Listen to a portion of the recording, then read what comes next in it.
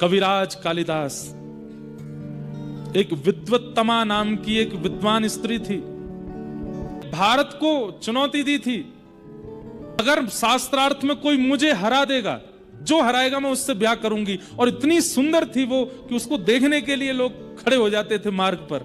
लेकिन विद्वान इतनी थी कि कोई भी उसके पास जाता, धन दौलत आदि सब समर्पित करता। वो कहती ये सब नहीं, शास्त्रार्थ करो, अगर तुम हारे तो तुम बाहर चले जाना, अगर जीते तो मैं सदा के लिए तुम्हारी दासी, तुम्हारी पत्नी बन जाऊंगी, ब्याह कर लूंगी। लेकिन विद्वत्तमा इतनी विद्वान थी, उसने सबको हरा दिया। कश्मीर से लेकर कन्याकुमारी तक कोई विद्वान ऐसे बच्चे नहीं जिनको उसने हराया नहीं। विद्वानों को उससे हल्की चिढ़ होने लगी, सब जगह हरा करके और हंसती हुई व्यंग में कहती हुई जाती। अच्छा, उसका एक नियम और था कि वो जिस नगर में जाके जिन विद्वानों को हराती, वहां के विद्वानों को कह देती, अब मैं अगली बार जब आऊंगी तो तुम सब मेरे सामने हाथ जोड़ करके खड़े रहोगे, मेरे चरणों की वंदना करोगे, पूजा करोगे। ऐसा ऐसा उसने नियम बना रखा था।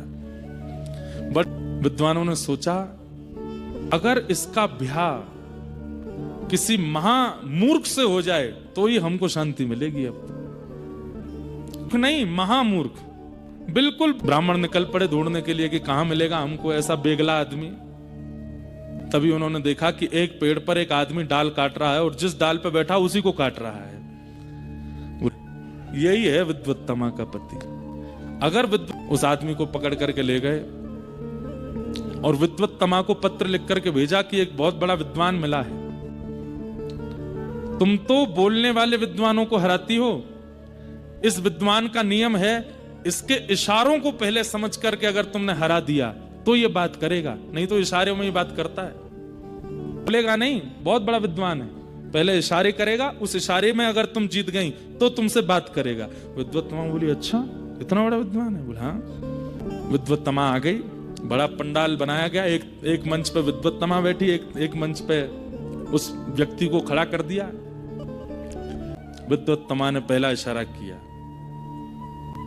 सामने से जैसे उसने एक किया तो वो जो बैठा था मूर्ख, उसको सब ब्राह्मणों ने कहा, वो कह रही, देख तेरे को उंगली दिखा रही है, तुझको उंगली दिखा रही है। हो गया, उसने तो अपनी दो उंगली नहीं, एक नहीं दो तेरी आंख में डाल दूंगा। तो विद्वत्तमा बोली, क्या अर्थ था इसका? तो एक ब्राह्मण बोले, तुमने क्या कहा था? बोले, मैंने कहा एको ब्रह्म द्वितीयो नास्ति। तो तुम्हारे ये क्या बोल रहे हैं? बोले, हमारे ये बोल रहे हैं कि बोले एको हम बहुश्याम, भगवान का भी जब मन नहीं लगता तो बहुत होने का प्रयास करते हैं। बोले एक नहीं दो, बोले एक